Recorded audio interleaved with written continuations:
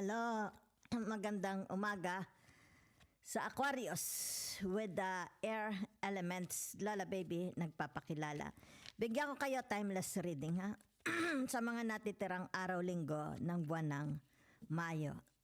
Tingnan natin ha. Saan tayo dadalhin ng inyong tarot cards. Yan. Ito po is tinatawag na general, hindi po ito personal reading. Merong panghinayang, okay? May nanghihinayang ditong tao, okay? Ang nakikita ko dito ay siguro ito ay the past, okay? Mga past. Maaring ito ay halimbawa sabihin na natin may kinalaman kasi ito sa pag-ibig. Yan ha. Yan.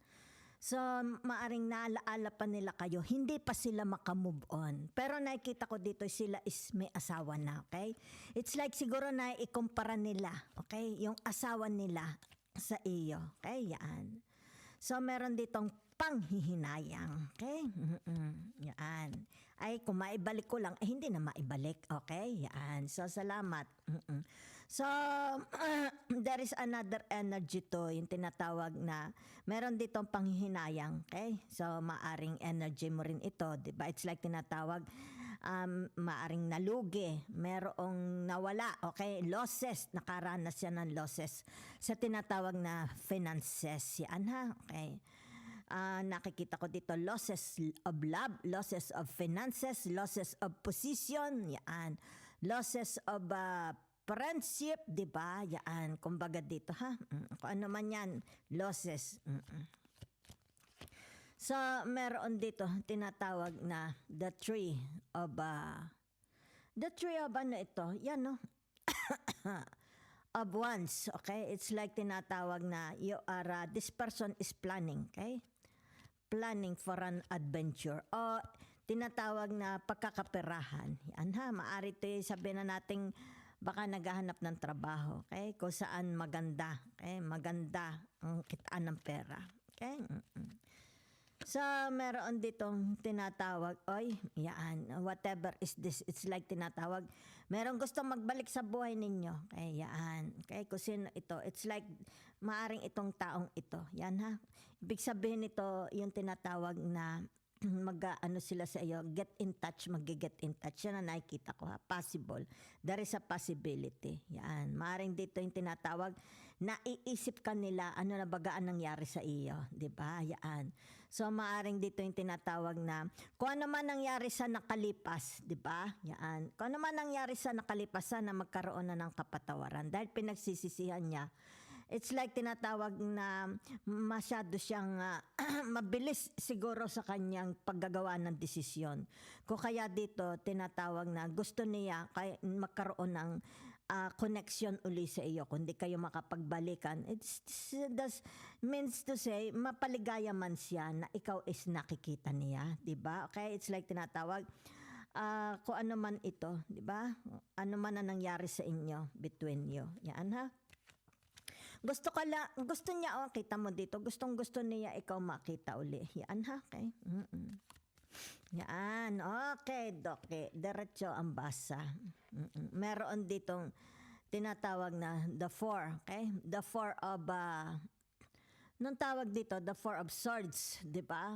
So, ibig sabihin nito, maganda ang kanyang tinatawag na relationship, okay? Yan, maganda ang relationship niya sa mga kapamilya niya, o kaya kung halimbawa may asawa siyang tao, wala siyang problema dito. Pero nakikita dito, someone is tinatawag na iniisip kayo. Yan ha, yan It's like tinatawag na mind reaching, it's like ginagamit nila yung kanilang isip, di ba? Yan. Nagpapahiwatig. Yan, parang pahatid hangin. Yan ang kanilang tinatawag na gustong sabihin, gustong iparating. Yan na. Ano tawag doon? May tawag doon mind, ano ito? Yan na. Kumbaga dito, yan. Kumbaga dito papasok siya sa isip mo. Yan na, okay? Ibig sabihin nito, maaari ito meron pang damdamin sa iyo. Okay? Siguro may damdamin siya. Okay? Mind telepathy, yan no? It's like telepathy. Minamind telepathy kayo, ha? So, meron dito, yan ha. It's like merong gustong magpadala sa inyo. Yan o, ito na siya o, okay? Yan o, di ba? It's like iniisip ka, nagmamind telepathy. Yan. So whatever is this, the intention, kung ano nilalaman nitong cups na ito, that's the intention. Di ba? Yan, ipadadala sa iyo, okay? So by means of letters, maaring tinatawag na tawag, baka tatawag, di ba? Yan no, uugnay, gusto niya umugnay. It's like tinatawag na silent silent viewer. Maaring dito sabihin nating nakikita niya sa social media mo, 'di ba? Hindi siya naga-comment, pero dito tinatawag may pinaplano siya. Yan ha, may pinaplano siya. Gusto iparating sa iyo. Okay? It's like tinatawag, let us bring back the good old time, the good old days. Yan ha, the good old days siguro na nagkakilala kayo, 'di ba? Yung masasayang araw ninyo from the past, 'di ba? So, maaaring sabihin na natin gusto talaga nilang kumonek sa iyo, ha? Okay? Yan no, kita ninyo. It's like tinatawag na sana ma-strengthen yung inyo. Kung nagkaroon man dito ng tinatawag na losses, sana this time. Okay? Ibig sabihin nito, kahit magkaibigan na lang kayo, di ba? It's ma-strengthen uli. Gustong-gusto niya, oh yan, no, kita mo. Padadala niya yung intention kasi ito ang gusto niya, okay? Pwede rin naman ito sabihin na nating mga friends o kaya tinatawag mga, kung sino itong mga taong na-disappoint, okay? Na-disappoint ka sa kanilang attitude, di ba? Yan, no? Ibig sabihin nito yung tinatawag na ma-recover, bumalik uli yung dating saya, yung dating relationship. Yan ha? Okay. So, gusto nila umugnay, gusto nilang buhayin, okay, yung nakalipas dugtungan uli. Yan ha?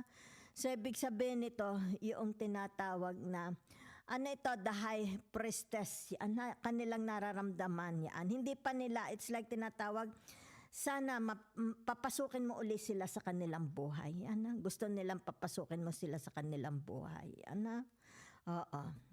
Yan. So, palagi kang naiisip ng tao na ito. Ana. So, ibig sabihin nito, relationship. They want to have a strong, ayaw nilang maputol ang relationship nila sa iyo. Okay? Maaari ito yung tinatawag mga past, halimbawa, exes o kaya mga nakarelasyon mo, di ba? Let's say sabihin na nating romance relationship na muntik na kayong ikasal. Okay? Muntik na kayong mag-isang dibdib pero nagkaroon dito ng tinatawag na whatever is this, di ba? Pangyayari na hindi may iwasan. Okay? Nagkaroon ng pangyayari, hindi may iwasan. Nagkaroon ng breakup. Yan ha.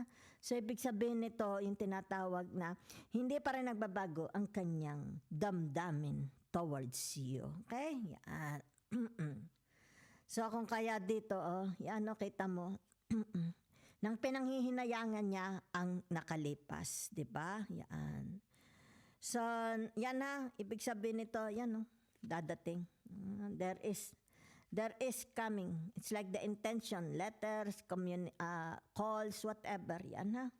Ibig sabihin nito, yan.